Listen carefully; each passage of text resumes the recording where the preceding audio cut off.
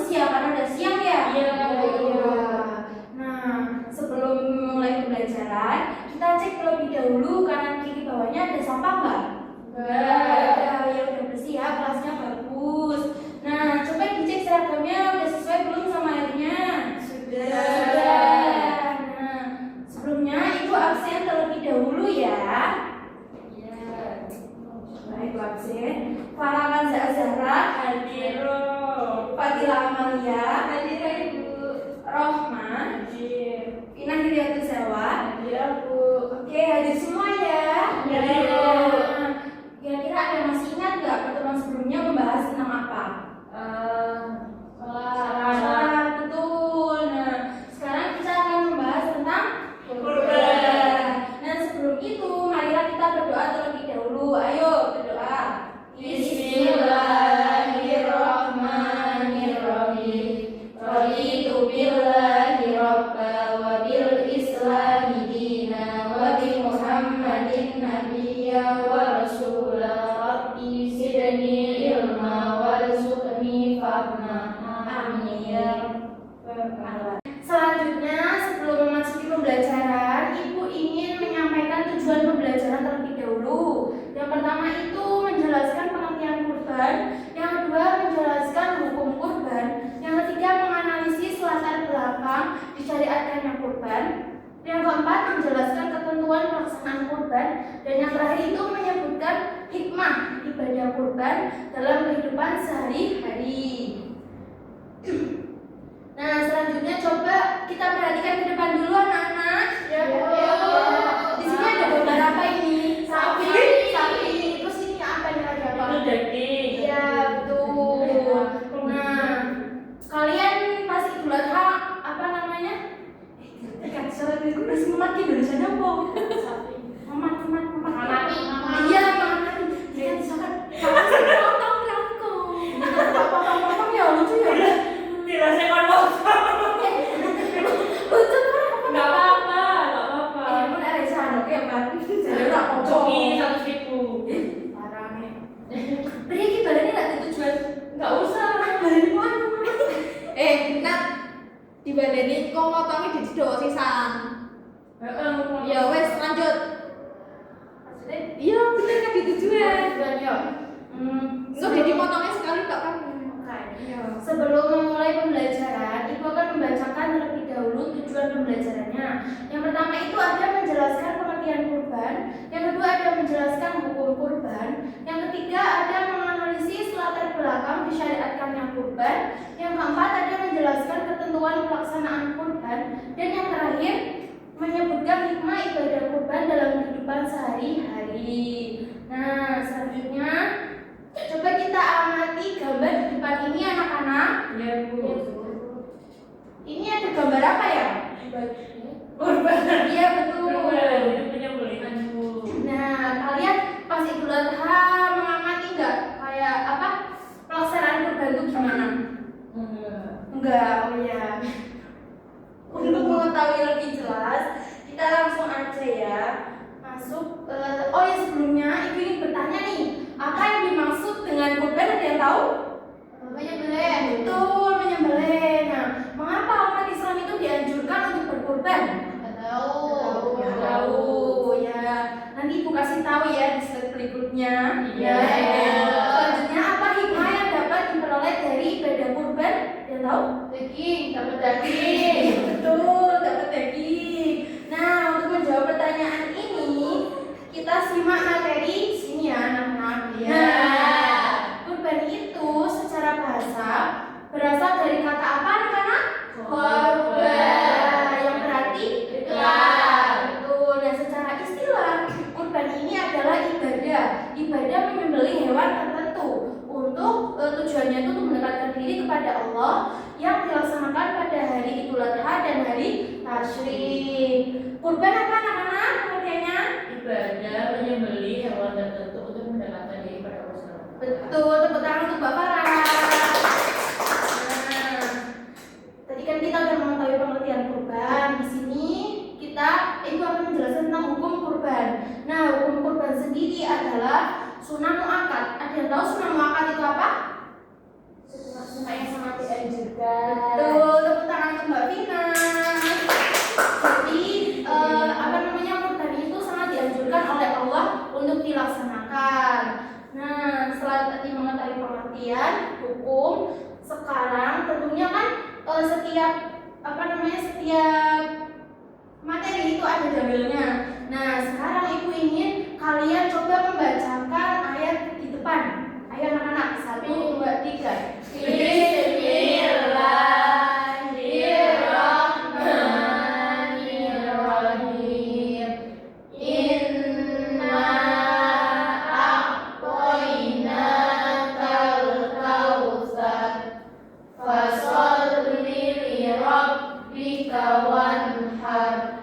Inna syani'aka huwal abtar. Artinya, sesungguhnya kami telah memberikan kepadamu nikmat yang banyak, maka laksanakanlah sholat karena Tuhanmu dan berkurbanlah. Sesungguhnya orang yang membencimu dialah yang terputus dari rahmat Allah dan segala kebaikan. Nah, di sini kan udah dijelaskan dalam Quran surat Al-Kautsar ayat 1-3. Lebih jelasnya pada ayat yang kedua yang bunyinya fasholli lirabbika wanhar, yang artinya maka laksanakanlah sholat karena Tuhanmu dan berkurbanlah. Nah, selanjutnya tentunya setiap kisah itu mempunyai latar belakang atau dasar disyariatkannya. Nah, dasar disyariatkannya kurban itu karena pada zaman dahulu Nabi Ibrahim itu diperintahkan oleh Allah untuk menyembelih putranya sendiri. Ada yang tahu nama putranya siapa?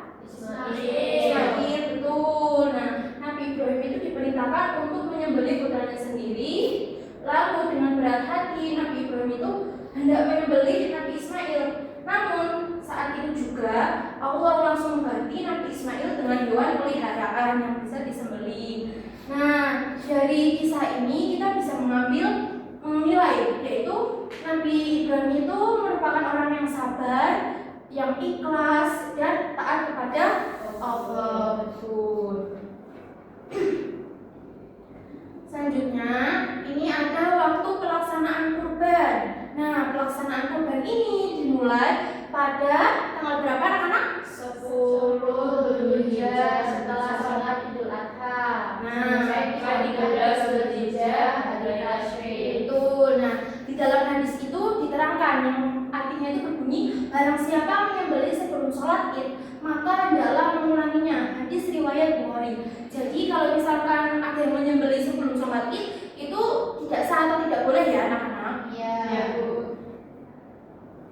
Selanjutnya tadi kan pengertian udah, hukum udah, dalil. Nah, sekarang kira-kira hewan apa aja sih yang biasanya buat kurban? Kambing. Nah, kalau unta mungkin jarang ya di Indonesia atau bahkan nggak ada. Biasanya kambing, sapi. Nah, dari hewan-hewan tersebut apakah semuanya itu bisa buat berkorban? Misalkan kalau kambing sakit itu bisa nggak buat? Boleh ya, karena di sini ada syarat-syaratnya. Yang pertama itu harus sehat. Yang kedua itu tidak boleh cacat atau tidak boleh pincang salah satu kakinya. Yang ketiga itu cukup umur. Jadi kalau misalkan ada kambing atau sapi yang baru lahir, itu ya nggak boleh ya langsung disembelih. Terus yang keempat ada disembelih atas nama Allah. Jadi kalau misalkan menyembelihnya tanpa menyebut nama Allah itu tidak sah atau tidak boleh. Nah, selanjutnya pembagian daging kurban. Biasanya kan masih pada bingung ya, ini tuh pembagiannya gimana sih? Nah, ini pengertiannya. 1/3 itu untuk yang berkorban keluarganya, 1/3 untuk fakir miskin, dan 1/3 terakhir untuk masyarakat sekitar. Jadi adil dan sama rata, tidak ada yang lebih besar atau lebih kecil. Tadi pembagiannya gimana anak-anak? 1/3 untuk keluarga yang berkorban, 1/3 untuk fakir miskin, dan 1/3 untuk masyarakat lainnya. Tuh, terima kasih. Tepuk tangan untuk Bapak Ras. Nah, tentunya dalam berkorban itu kita harus mempunyai tata cara atau sunnah-sunnah yang telah dianjurkan oleh Rasulullah. Nah, sunnah-sunnahnya bisa dibaca anak-anak. Yang pertama apa? Membaca Terus yang kedua? takbir,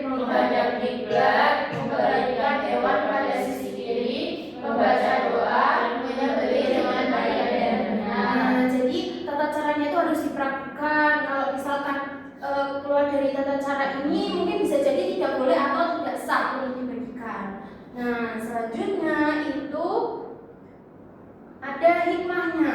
Hikmah berkurban itu yang pertama untuk meningkatkan keimanan, yang kedua ada menumbuhkan rasa bersyukur atau rasa syukur, yang ketiga ada melatih keikhlasan, yang keempat ada mempererat persaudaraan, dan yang kelima itu ada membantu fakir miskin, serta yang terakhir ada menumbuhkan kepedulian sosial.